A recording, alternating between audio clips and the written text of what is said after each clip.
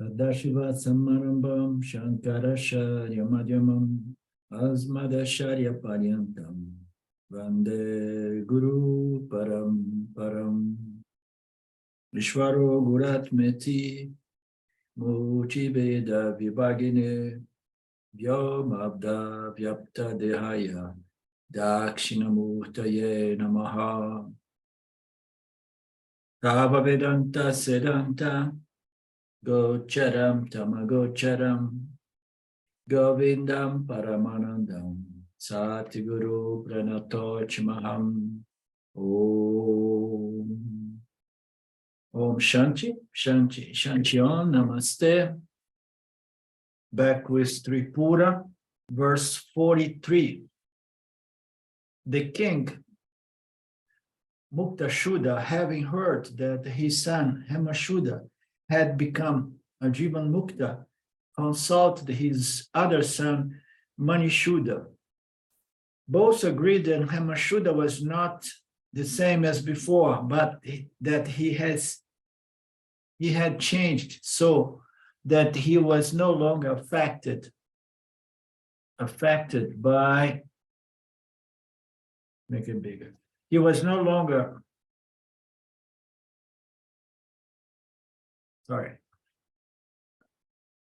affected by the greatest of pleasures or the worst of sorrows.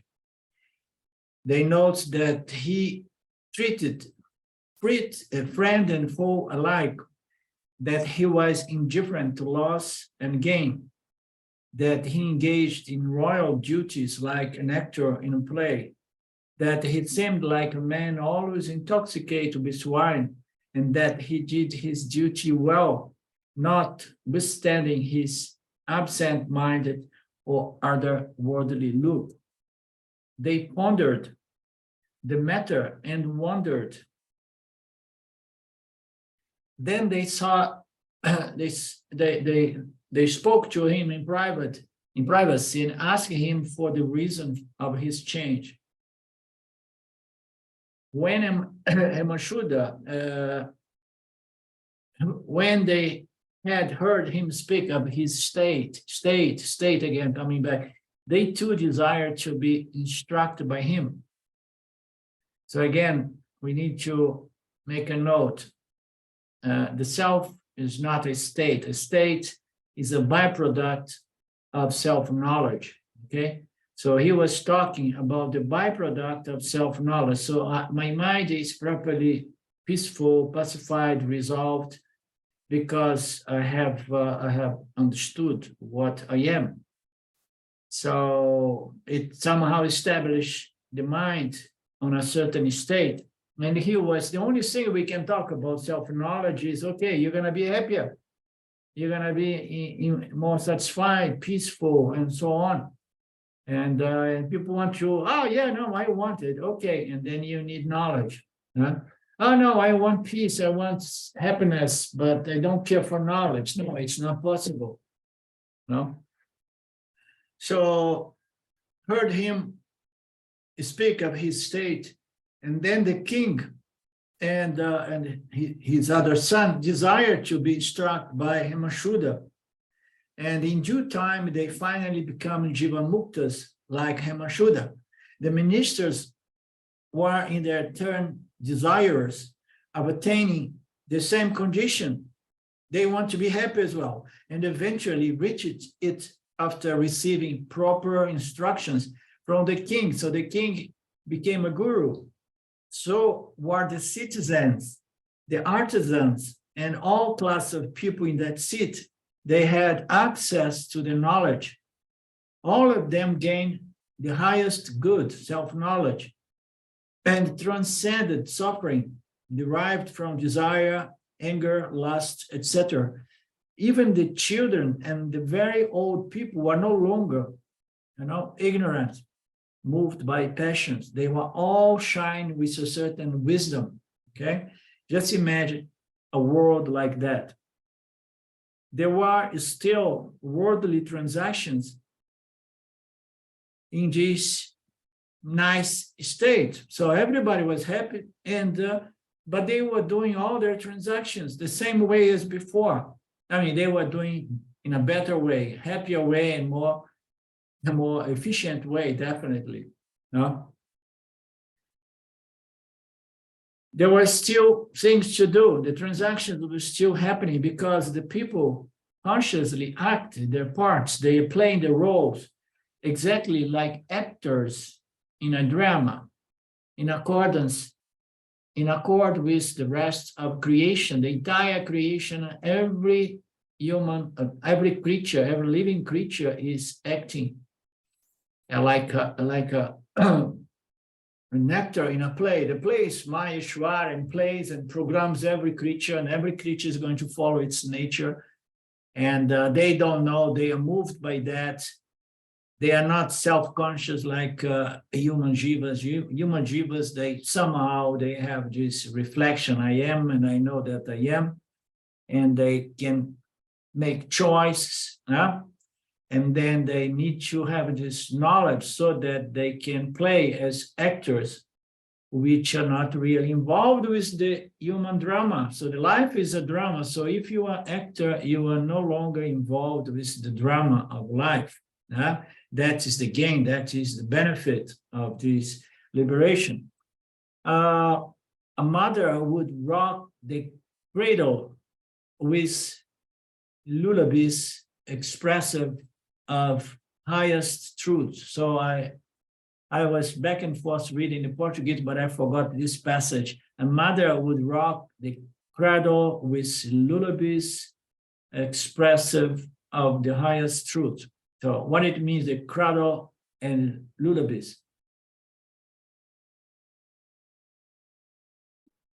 Those are lullabies, which are little songs that a mother sings to her child to help them sleep, or, yeah. Okay, understood, thanks. A master and his servant is dealt with one another in the light of that truth. Just imagine. Just imagine. Players entertained the audience with plays depicting truth. Singers sang only songs on truth. The court fools caricatured ignorance as ludicrous. Just imagine a play like that. The comics and the comedians just play, oh, you see, ignorance, how funny it is, So you need an audience that is beyond that ignorance. Otherwise, nobody's going to appreciate it. Everybody say, what are you talking about? This is not ignorance. This is normal. This is what is, The academic only taught lessons on God knowledge. The whole state was thus composed only by sages and philosophers and wise people, be they men or women, servant boys or servant maids, dramatic actors or fashionable folk, artisans, laborers, ministers, everybody was benefited by this wisdom. They nevertheless act in their professions in harmony with creation. They never care to recapitulate the past or speculate on the future with a view to gain pleasure and avoid pain, but acted for the time being, laughing, rejoicing, crying, or shouting like drunkards, thus dissipating all the latent tendencies. Beautiful. So they nevertheless act in their professions in harmony. So they have a clear mind. They don't violate Dharma. So they play in harmony with these universal laws, and they don't have the problem of trying to recollecting past memories and projecting or speculating the future, remembering and projecting, all for the sake of what? Of gaining pleasure and avoiding pain. That's why the mind keeps going back and forth. It remembers certain files so that the bad ones do not manifest again with new events. And then it's all the time remember, and try to avoid the bad experience and reproduce the good ones. Just imagine what a funny thing we have been doing for so long. Yeah? They never did that, but they act for the time being, enjoying, rejoicing, laughing, crying, or shouting. So anything is possible, but never producing strong impressions in the mind that's going to obstruct their self-knowledge. Therefore, they are spontaneous. Even if they shout, even if they cry, you know, they laugh. So the jnani is spontaneous. And by being spontaneous, it further dissipates whatsoever residual ignorance or vasanas or tendencies which were there. They are not being fed anymore. You just respond according to your human nature, but without that sense of doership and identification and will, you know, I want what I want. None of that is involved in this moment-to-moment life of a jnani. So the nature of dissipation of residual ignorance continues. The rishis, Sanaka and others called it the renowned seat of wisdom when they visited it. Even parrots and cockatoos in their cage spoke words of wisdom. They would say, consider the self as pure knowledge, intelligence, free and independent of all objective knowledge. Consider the self, your nature, as pure, limitless, conscious existence, independent of the objective world. What is known is not different from that consciousness. It's like a series of images reflect in your own consciousness. Absolute consciousness is the universe. The universe is the I.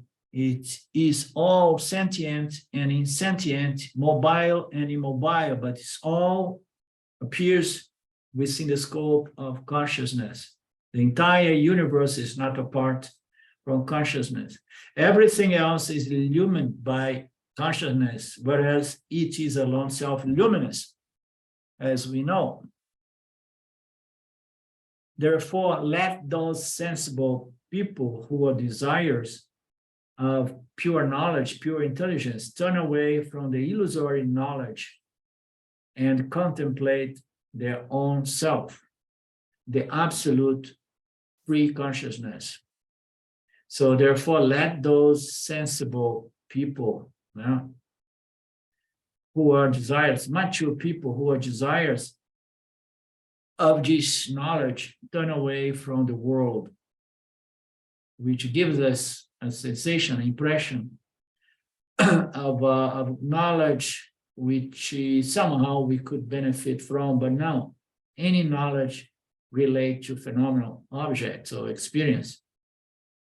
They are going to bite us in the end. They are not going to free us. They need to contemplate their own self as the absolute consciousness, which illumines all the universe and which is their very being too. The town where even the lower animals convey such a supreme wisdom is famous to this day as the city of wisdom on earth, which reputation it owes to that one wise princess, Hemaletra, how beautiful,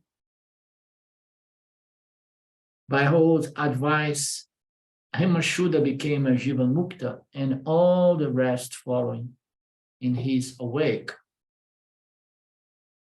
Dattatreya continued, thus you see, Parasurama, the primary cause of emancipation. Oh, there is Philippe waiting to be admitted.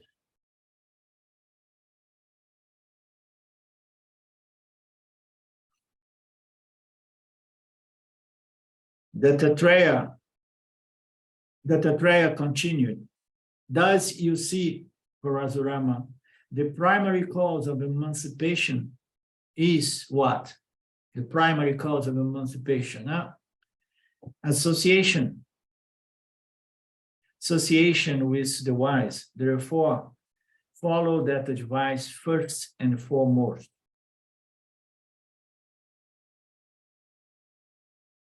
Thus end the chapter 10. The section of Himashuddha in Tripura Rahasya. So we enter the chapter 11. It's a very beautiful and profound chapter.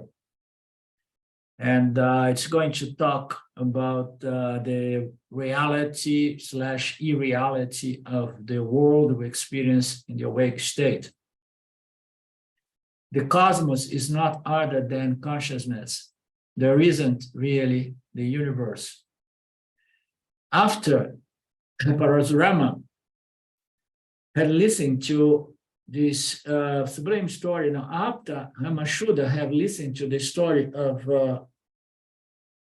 after Parasurama has listened to the story of Himashuddha, Parasurama, named as well as Bhargava, was confused and asked Dattatreya, Lord, my master, what you have related as a wonderful teaching appears to me against the experience of all people in every possible way. How can the magnificent, objective, beautiful universe be no other than this tenuous, invisible consciousness, subtle consciousness, which is not seen, but only inferred? As we know, consciousness, which is our very nature and the nature of the entire universe, it's something that is said to be the most subtle of the subtle possible. Anything that is created in the subtle realms or dimensions is still gross or dense compared to consciousness, the most subtle of the subtle. So how can something that is absolutely subtle, that does not contain not even a single attribute or qualification or quality to it, you understand? How can something like that, how can the universe be this consciousness, which is nothing, can be seen as nothing because it's so subtle? And how can this consciousness be the only reality? We cannot even know it. We cannot know it. We cannot perceive it by the five senses. At the most, we can infer it. So here, there is a question here. It's saying, and she does not, or Dattatreya or Himaleka does not address this question of inferred knowledge. Okay, so you can infer consciousness, yes. So is self-knowledge gained by inference, by inferred knowledge? Is self-knowledge an inferential knowledge? Can you gain self-knowledge only by inference? This is a question. You need to understand consciousness. Consciousness is so subtle that you cannot perceive it through the sense and neither by the mind. But somehow we can infer that there is something other than even the creator, with something which is before or beyond, or the very nature of the creator itself. So we're going to infer it by following the logic presented by Vedanta, and we're going to understand. And then it is inferential knowledge, self-knowledge. No, it's not. It is inferential knowledge for as long as it did not turn or was converted to direct and immediate knowledge. It has to become a paroksha, direct and immediate knowledge, and then once it became, and then it is really self-knowledge. You use inferential conclusions, okay, to understand your nature. Once you understand your nature, and then it's no longer dependent on inferential knowledge, because it's the knowledge in respect to something that is always ever present as the only reality. To understand that you are the only reality requires investigation in the light of these teachings of the Upanishad. And this investigation, as we're going to see in this chapter, is going to prove again and again that the only reality is Brahman, is conscious existence of limitless nature, because there is nothing other than itself. Therefore, it's full, not empty. Okay, so but it's counterintuitive. So how can this huge, beautiful thing to be nothing but this invisible, intangible consciousness that we can only infer its existence? It's a concept. It is a concept. It is a concept until you see that you are not a concept. You are the light of consciousness. No? And everything is happening in you. So therefore, it's not inferential knowledge, self-knowledge, but you go through inference,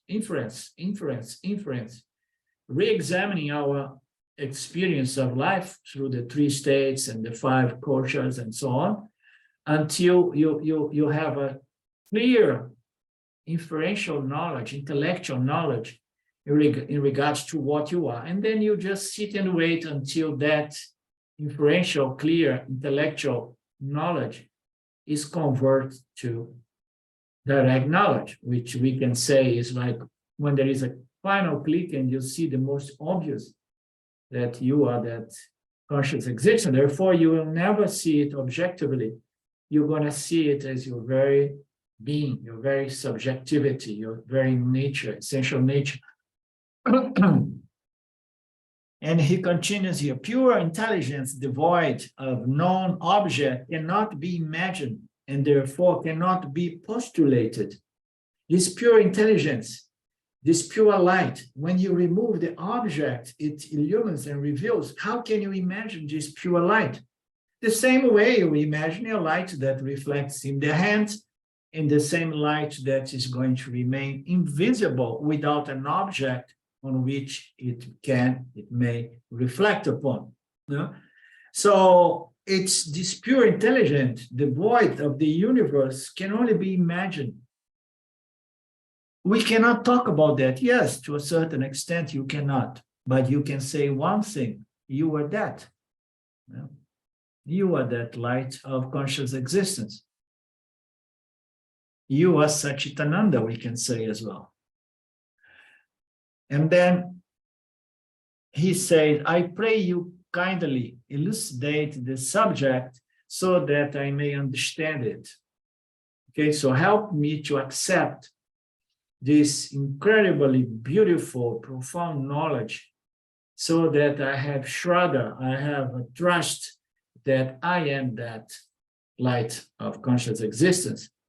Thus requested that Dattatreya continued.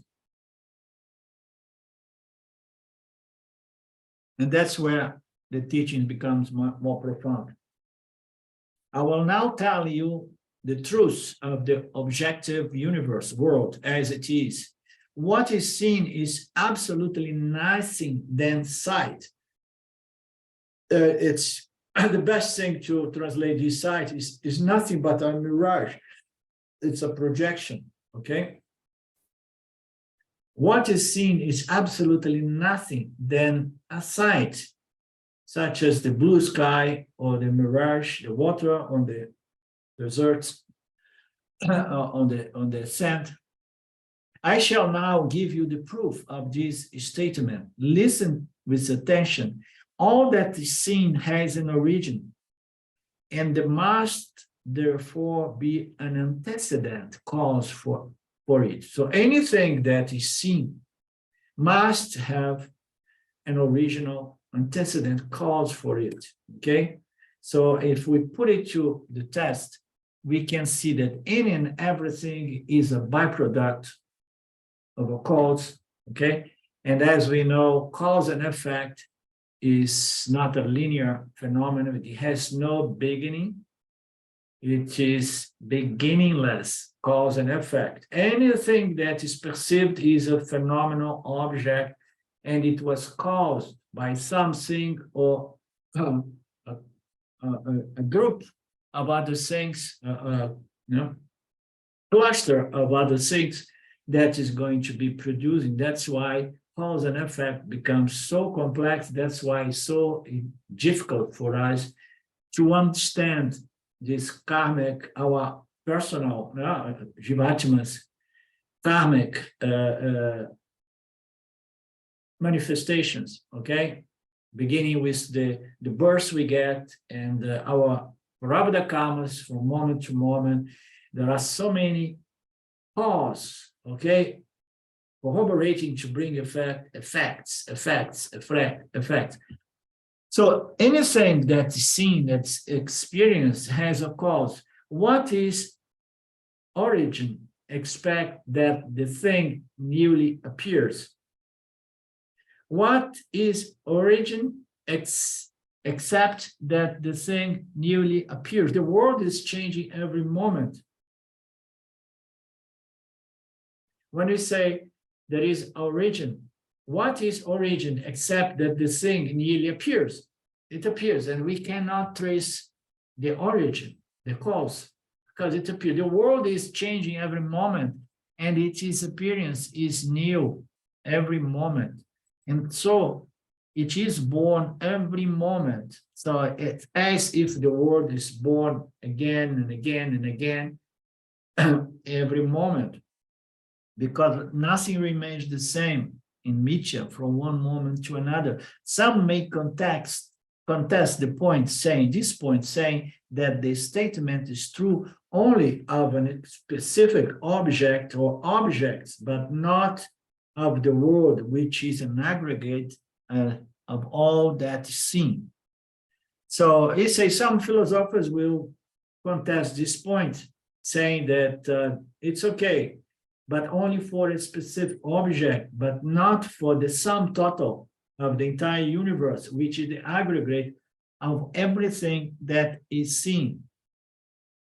The scholars of Vijnana answer them thus: the external phenomena are only momentary projections of the disease of the continuous link. I looked into this, but because I cannot write notes on this file. It means remembrance. Remembrance, yes.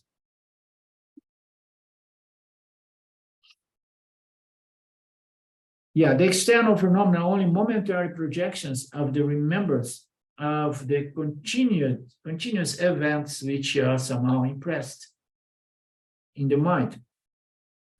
So, namely, the subject and the word actions are based on them.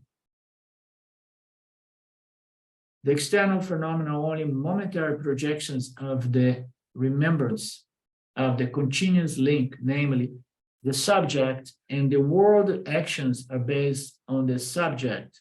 But the intellect which collates time, space, and phenomena is infinite and eternal at each moment of their appearance, and it's called Vijnana by them.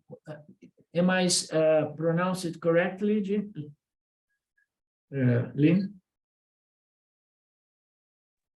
I think it's Vijnana, like, but this few sentences are totally confusing to me.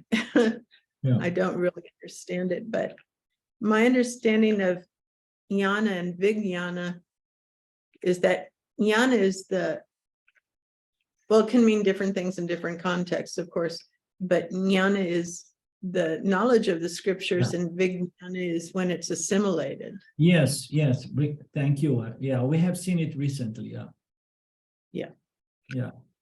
So self-knowledge, vijnana here is the knowledge, the true knowledge of everything, of the only reality. Now, the intellect, which collates time, space, and phenomena, is infinite and eternal at each moment of their appearance, and it's called consciousness, or pure knowledge by them. Others say that the universe is the aggregate of matter, mobile and immobile matter. So he's going to quickly address a little bit different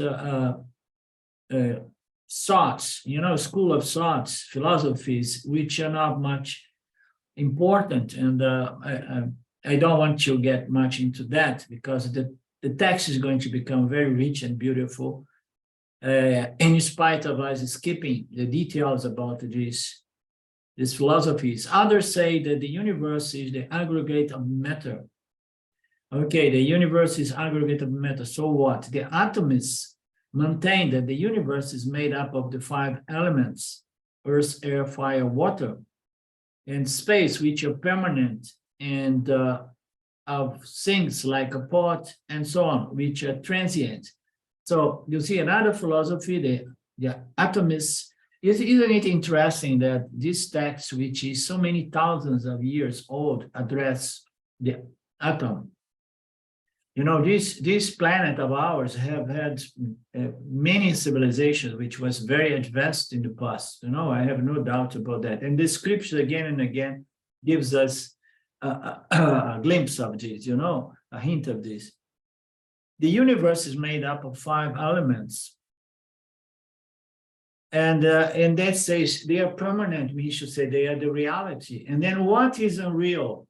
The unreal are the configurations made from the 5 elements, like the pot, clothes, anything.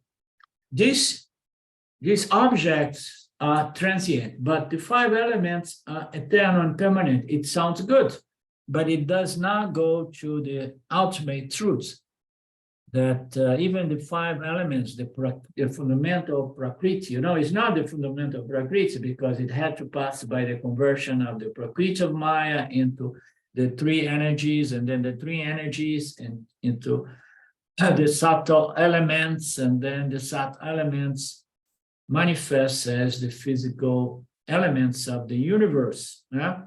So they could say they're all there. Everything is the 5 elements. So the Namarupas are just an illusion. It's like the gold is the only reality. The ornaments are just Namarupas. Yeah? So then the gold is real. So likewise, this philosophy says that the elements are real, okay? Because there is a superimposition of Namarupas on the 5 elements. So they go all the way down to the atom and they say this is the reality. So, but what is there before the atom? What is there before the appearance of these elements? But they never travel all the way to Satya. They are still unable to prove the external existence of the world, because they admit that happenings in life imply their conceptual nature. So they are unable to prove the reality of this universe, the external universe, because they admit, so they are honest to admit that all events and happenings in life imply their conceptual nature. So the observer, the concepts in the mind, is making up these happenings, these events, okay? They cannot prove the existence of the world without the observer, the experiencer, because anything that we determine is conceptual. It follows that the objects not so involved are useless. So if they say that everything depends on the observer, and the observer cannot, observe the entire universe, and then the objects outside the scope of my vision, they are not real, only the ones that I am observing, okay? So all the other creation, the other objects outside, they are useless. They are, so therefore I cannot really prove the external existence of the universe from my perception and my concepts that I have about this, that the proof is a concept by itself. And then all the rest of the universe that is not within my view, it's what we do about that. Is that real or unreal? But all are agreed that the universe has an origin. So all of that to say there are different scholars and philosophies, but everyone believes that there is a beginning. So the atomists say that the beginning is the atom, okay? Or the 5 elements. So there is an origin, there is a process of causation. What is then the point in saying that the momentary creations are eternal and infinite? So if you agree that there is an origin, a cause of the universe, what is the point in saying that everything that appears and changes from moment to moment are eternal and infinite? If they are changing and they require something which is a source, okay? They have a source on something. A source that must not change, because a changing source is going to produce a different projection every moment, okay? So this change cannot be of, this source cannot be of changing nature, otherwise we would not be able to perceive the changing universe, because we are expressions of consciousness. And if we would be changing from moment to moment, our assertion of the universe would be impossible. Consciousness is not a changing phenomenon. Consciousness is not a phenomenon, period. Therefore, what's the point of saying that this changing universe are eternal and infinite? The momentary nature of this universe cannot be modified by the qualifications mentioned. So it says that the universe, which is changing from moment to moment, cannot be modified by the qualifications mentioned. So this was not very clear to me as well. If you have any insights, you and Mark and Philippe and Silver all agree the universe has a source, a beginning. The moment when I read this in Portuguese, I understood it better, but now I don't remember.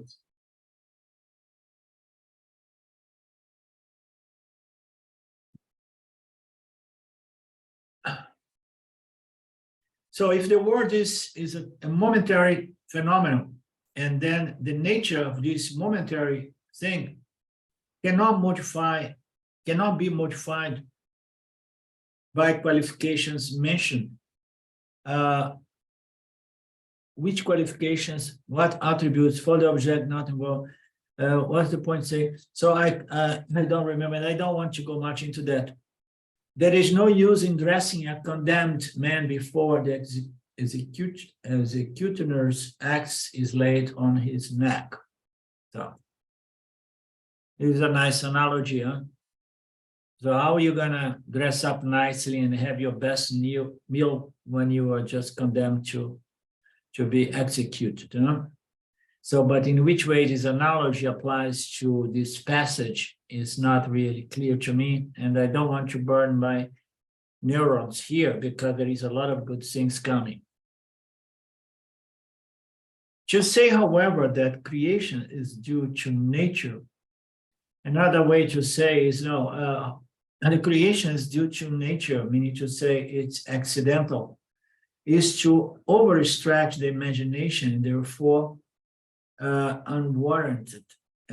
What is, I have to maybe print, no, it's too far to go back to see the document in Portuguese. So to say, however, that creation is due to an accident is to overstretch the imagination. Therefore, what it means?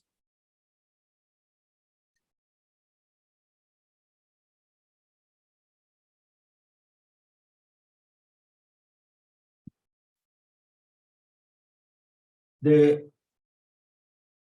Shavakas, the nihilists, argue that some effects are not traceable to the efficient, intelligent cause. There are occurrences without any antecedent cause, just as a cause needs not always foretell an event, so also the event need not always have a cause. The conclusion follows that the world is an accident. These are mistaken, wrong conclusions. Nothing happens by chance. So it is an intelligent design universe. There are certain laws bringing about everyone's experience, prabhupada karmas. No? There nothing escapes this intelligently designed universe. So the fact that we don't see, we cannot foresee the cause of certain events does not prove that it escapes this fundamental law, causality. It does not mean that it does not have a cause. It just means that I don't have the intellect or the intellect that allows me to connect the effect to its cause. Therefore, say, oh no, there are some occurrences that do not have cause. They happen by itself. It's a way to say, okay, so if I don't understand, I tell that it's accidental, but anybody who has investigated the nature of this Mithya universe comes to the conclusion that it's kept, maintained, sustained, and recycled by intelligent laws and principles. And it does not happen by any chance. And we know that by observing and investigating our own human experience, because we do things, and when we do things, we are cause and effect in the field. And then later on, we collect the results, and we examining that, we can observe that there is a connection between my actions and its results, even though I can't comprehend certain results because they don't seem to be clearly connected with my recent actions or cause. Okay, but it does not mean that it's not perfectly a byproduct of my previous actions. It's just that I can't understand that picture. I don't have that equation, but I see the connection, right or not?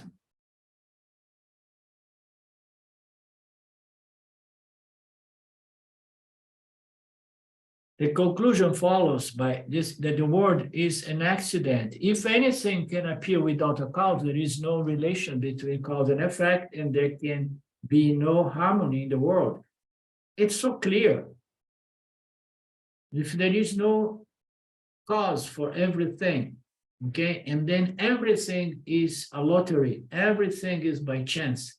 And then, I mean, I'm not going to get up in the morning and do things that I want to do in harmony with what I want to gain as a result. I say, no, it doesn't matter. Are you going to cook and clean the house? No, everything happens by accident. I maybe get up tomorrow and the house is clean and the food is cooked. No.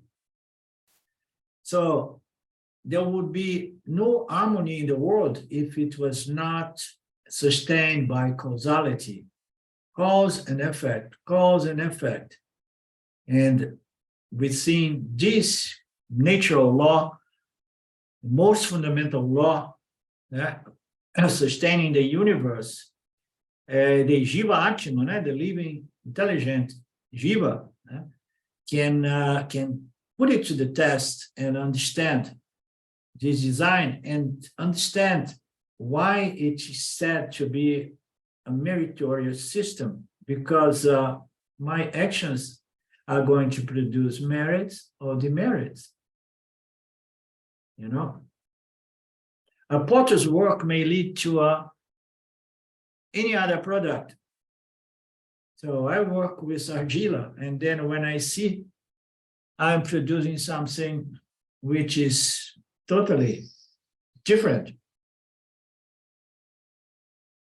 and vice versa, which is absurd. The interdependence of cause and effect is ascertained by their logical sequence and proved by its role in practical life. When we examine our life on a practical level, we see that, you know, cause and effect is the basis of everything.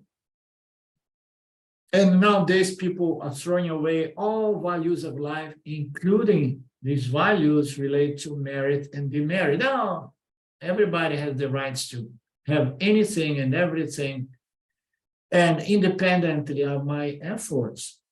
You don't merit it. You don't have any merit because you behave like that. You are so tamasic, you are criminal, but it doesn't matter. Everybody has the right to get what they want. Huh? So no, we need to go through this natural process of punya papa and start gaining punya papas and punyas, merits, so that we can live a happier life. They infer, these people, these confused people who believes that everything is an accident. They infer the cause where it's not obvious and trace the cause from the effects. This conforms to the universal practice. No. How can the universe be an accident? These people who, on the practical level, can put to test and determine that there is merit, there is cause, there is a connection between my actions and its result. So there is a logical sequence that proves in practical life. So it can be inferred, the cause, where it's many times not obvious, and trace the cause from the effect. This conforms to the universal practice. Oh my God, I'm having so bad digestion today. So let me remember what I have put in my mouth to try to connect my indigestion with something that happened. I ate something that was not proper. Oh no, it just happened by chance. It's a lottery. Each occurrence must have a cause for it. That is the rule. Even if the cause is not obvious, it must be, we can try to infer it. Otherwise, the world activities would be in vain, which is absurd. Nobody would do anything because there is no question of merit. Okay? So if I'm lucky, Ishwara is going to bless me, and then it's going to make me a prosperous, rich man. But I don't need to do anything because I trust God and I pray to God every day.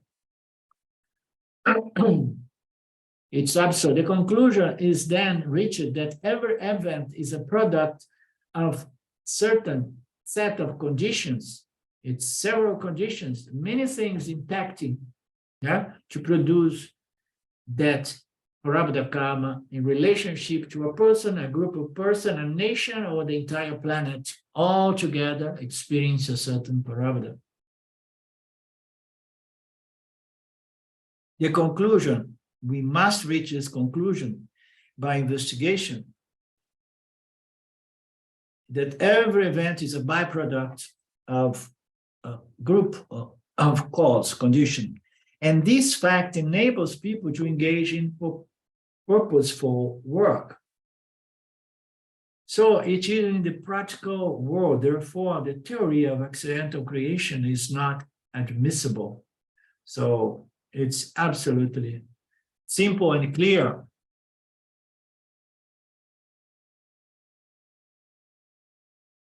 Back to the atomists' premise of a material cause for creation and name it imponderable atoms. So now we say there is this atom.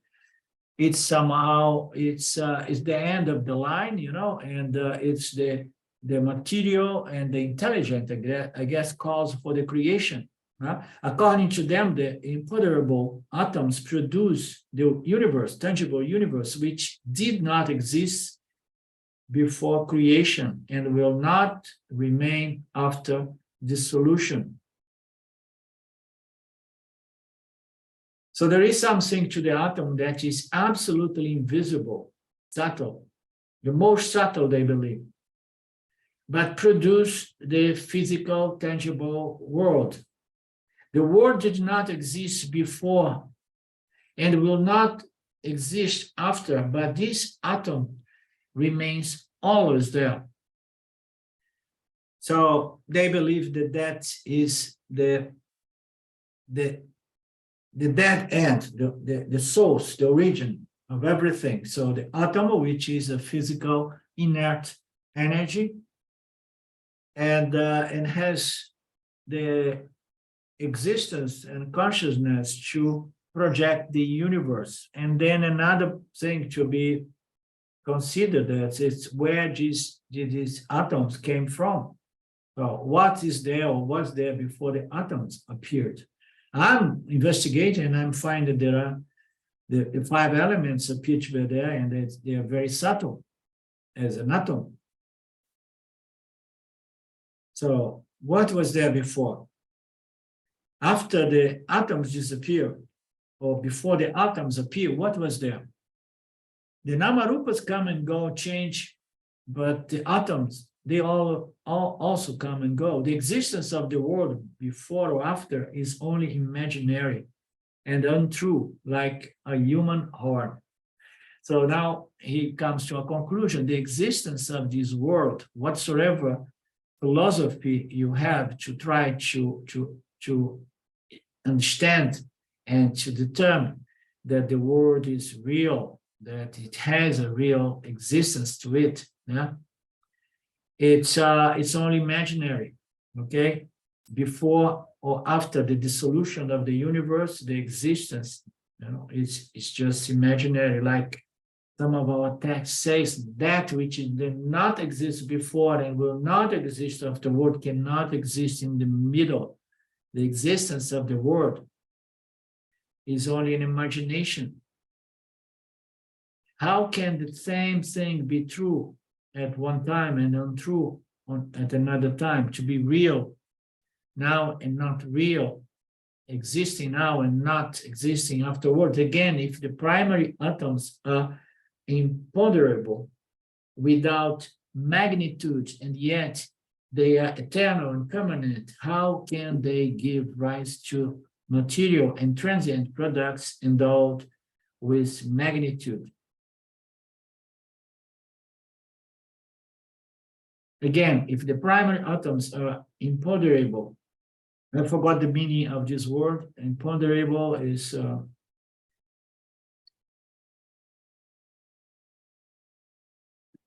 It's kind of like not able to be known.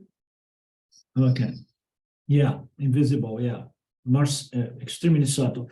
If the primary atoms is very subtle and invisible, without magnitude, and yet they exist permanent, how can they give rise to material, transient products of the universe endowed with magnitude?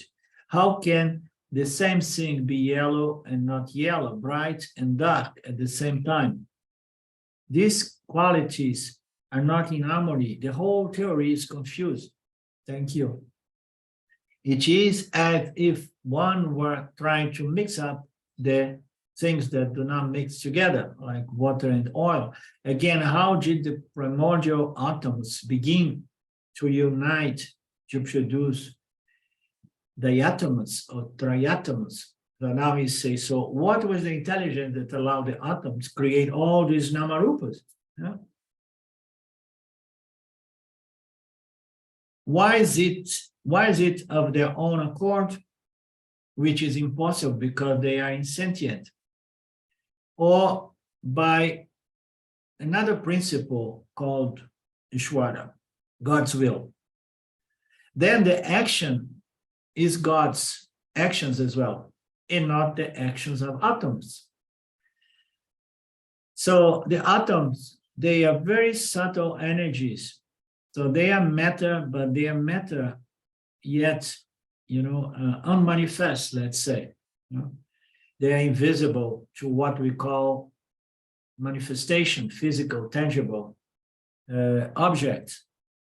But we know that they do exist because we have the equipment to observe them. So there is something that turns them into diatomos, triatomos, and great. Slowly they grossify to become tangible. So what is this something that is converting these subtle energies into matter? The intelligence is coming from this very energy called the atom, which is mostly made out of space. So do they have their own intelligence? But this is impossible because they are energy / matter. Energy, matter, they are already phenomenal. And how do I know that they're phenomenal? Because anything that I witnessed, anything that I know, anything that I experience, anything that I observe is matter / energy. How do I know? Because it has properties, attributes, and qualities, and I'm trying to understand this phenomenal object. Everything has that I can know is an object, and any object, no matter how subtle, is by definition insentient, inert matter, inert energy, inert matter. Oh, but it moves. Yes, but it is inert. There is something which is the only source of sentience, but it's not the atom. It's not the 5 subtle elements. It's God's, it is Ishvara, it's Brahman. Then the action is God's and not the atom's actions. Otherwise, it would be like a king in his palace who, by merely willing to kill the enemy, sent his weapons flying about in the act of destruction.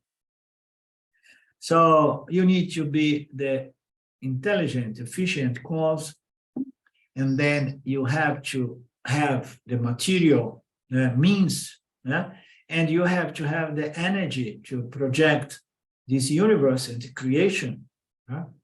So God has all of that at its disposal.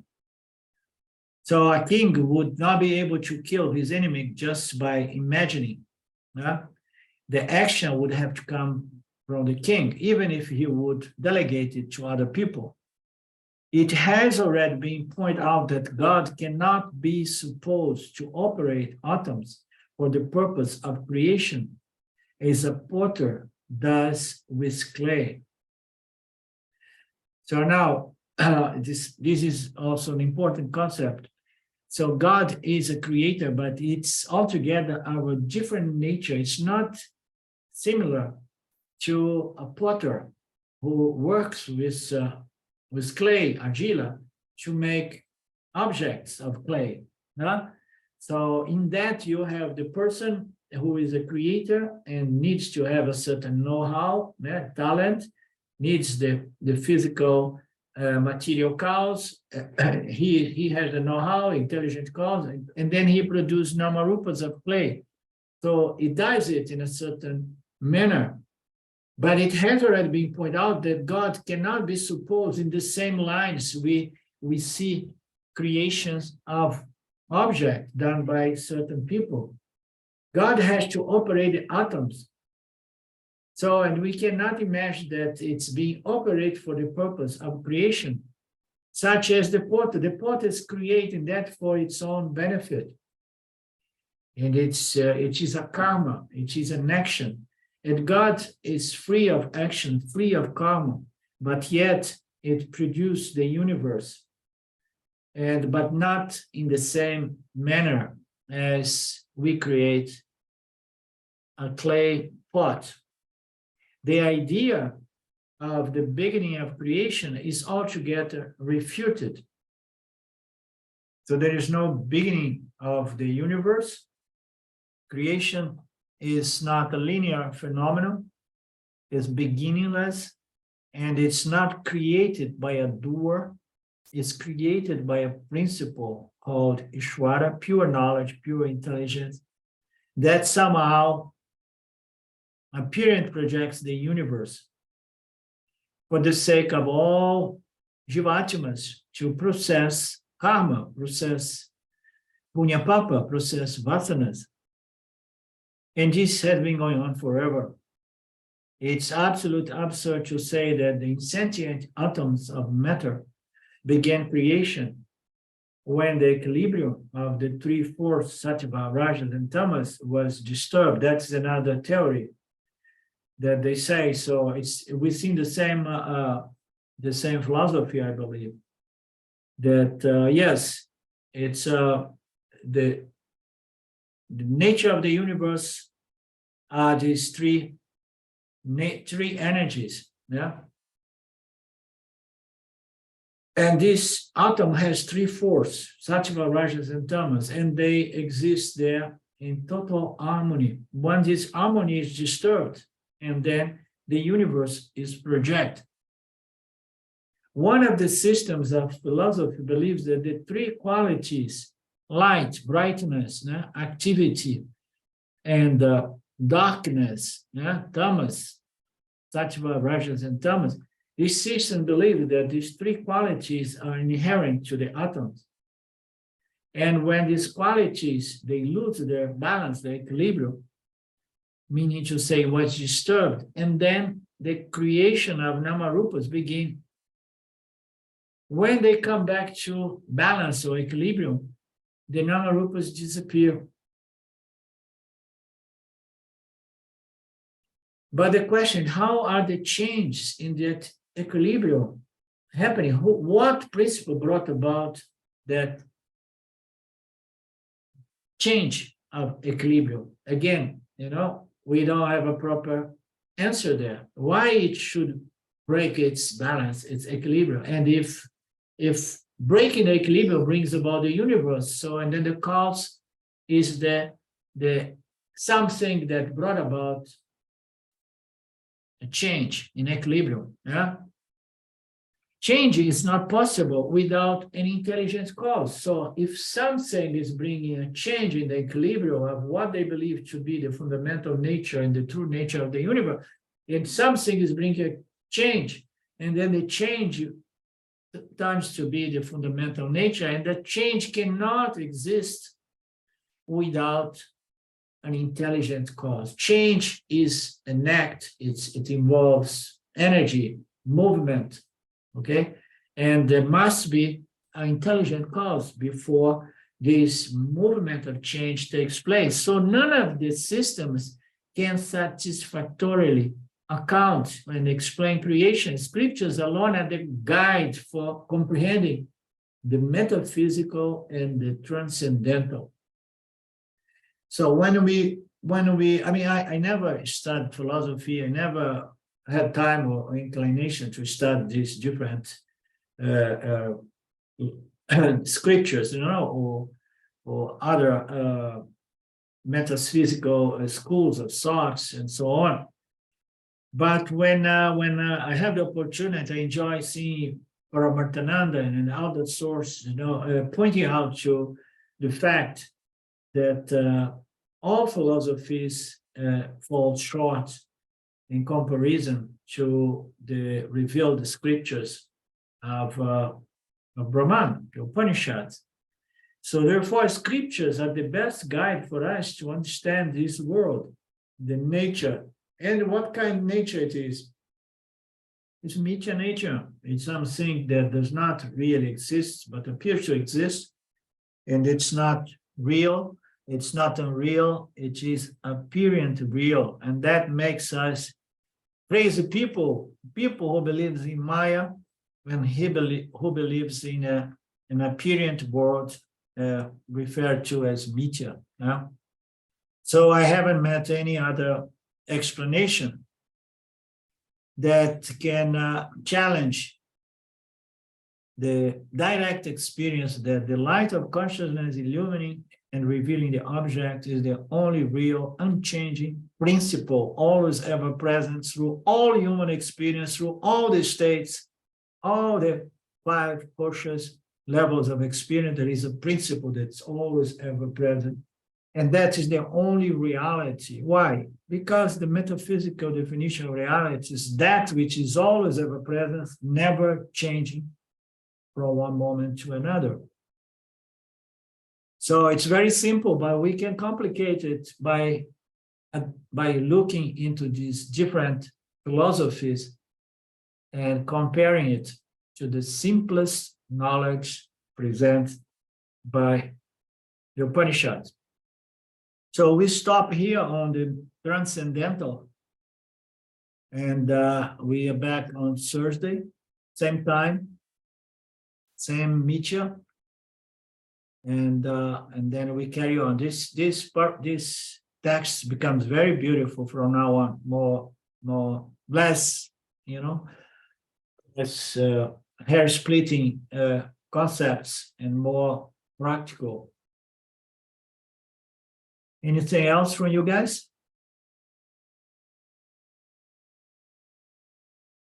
I just thank you for helping me get through this portion. It was kind of confusing, but if you ever have that tendency to think that this is material, this refutes it beautifully, that the universe is it's like, it reminds me of the spider analogy. The spider, the refutation is that the efficient and the material cause are both Ishvara, and that there can't be a material without an efficient cause. They just, yeah, and that's very beautiful. You remember that as well, because there was a passage here that it says, but we cannot conceptualize the creation of the universe that has its cause in God as we visualize the creation of a potter. A potter creates something which is separate and apart from the creator, and God creates something which is not really apart from it, because it's just an illusion. It's just an appearance. It's just a superimposition. An appearance. There's nothing on Ishvara. Yeah, nothing apart from this reflecting, macrocosmic reflecting medium. Very nice. Okie dokie. Philippe, I hope I did not let you wait too long.